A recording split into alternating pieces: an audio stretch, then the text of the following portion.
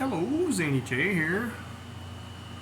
Yeah, I went back in and did the main bearings. This is the thrust bearing toward the back of the next. This is the next to the last bearing in the back of the lock and crankshaft. Yeah, it's got a lot of pitting. It's got some scouring right there. Yeah. Differentiate this one here, man. Jesus.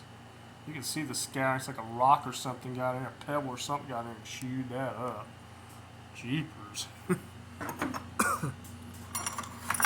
there's rod bearings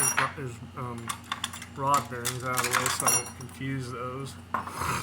There's one set of bearings it's like the, alright, let's see, the third one in that's in the center, it's just flat like this, and there's no oil galley hole there.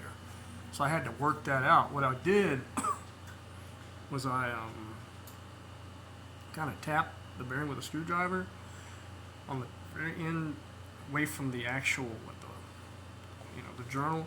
Just kind of tapped it, and then I got it far enough out, and I just kind of worked it out with my palm. I kind of took a hammer at the back of that tong where it goes in that slot, and I just gently just kind of held the screwdriver and just kind of rotated it out till I caught it out. The other one is a lot easier to get back in. I just kind of worked it with my palm to get it back in there. Yeah, most of them they got scratches all in them and stuff. Yeah, I took that motor oil that I put in there when I did the rod bearings. I've tried filtering it. So what I did, I couldn't really filter it very well, so I didn't have anything to strain it with. So I played it smart. I didn't put everything that was in there because whatever sediment or whatever was going to settle at the very bottom. So I left a little bit in there where whatever sediment would be, because I had like a half a quart of high mileage motor oil 5W30. Excuse me, got to get one of those in there, and a little bit left in the jugs that I've oil change and the rod bearing change, so it brought it right up to the max mark. Worked out. Yeah, here's that other one that didn't have a race in it. I thought, dang. Here's another one. Like I said, most of them are like this. Like I said, man, they got something got in there. But anyway, that one, there's probably the worst one, man. Jeez, Chew City. This is the top one that goes to that. First I thought, did I get the wrong bearing set? Turns out, nope, it's correct. And I was kind of worried about the rear main seal disturbing it, but it's a whole piece that the crankshaft goes through where you bolt the flywheel onto it. And I undid the cap, and I looked, well, there's already oil around the outer surface where it rotates, so it's going to be fine. I torqued them all back down to 70 foot-pounds. And I'm glad I went back in, man, because the rod bearings, I'd read on one side it was 38 foot-pounds per square inch. Turns out it was 45 foot-pounds per square inch. A bit of a difference there, so I went back and retorqued those.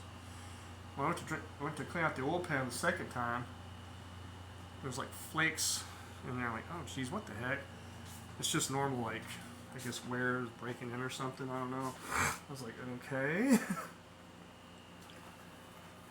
I was like, ugh. I may have put something in there that didn't get out the last time.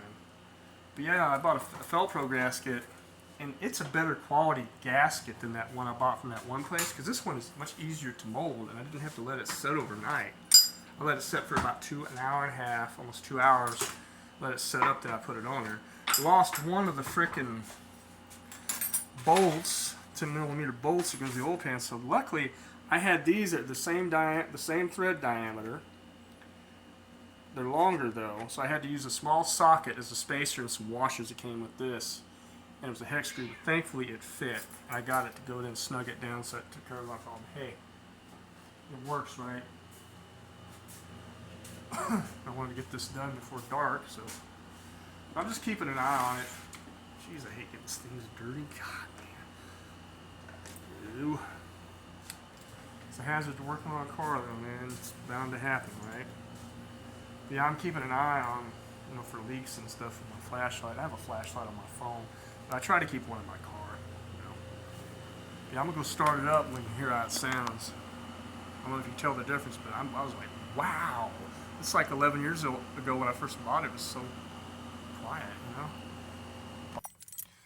Yeah, I'm out here in the car right now. Let's see if I can turn that up just a little bit.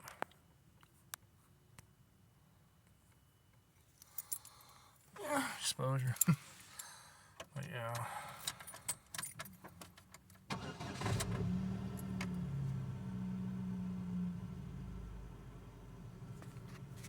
Man, it's so quiet now. And I'm like, dang. Sounds like when I first bought it 11 years ago.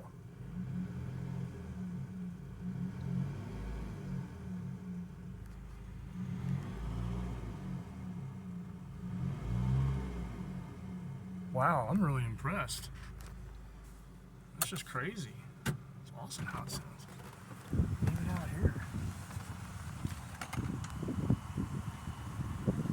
I mean, it's just, that made a big difference. It was worth it going back in there and doing that. So I'm glad I did because of the fact that the rod bearing cap bolts weren't tweaked right, torqued right. Twerking the rod! I'm twerking my rod! they weren't tightened up enough, torqued enough. But yeah, man, that's, dang. I had to dip my overdraft a little bit to get this gasket because I didn't want to wait any longer. I'm glad I didn't. Yeah, that's going to do it for this video. Thanks for taking the time to watch.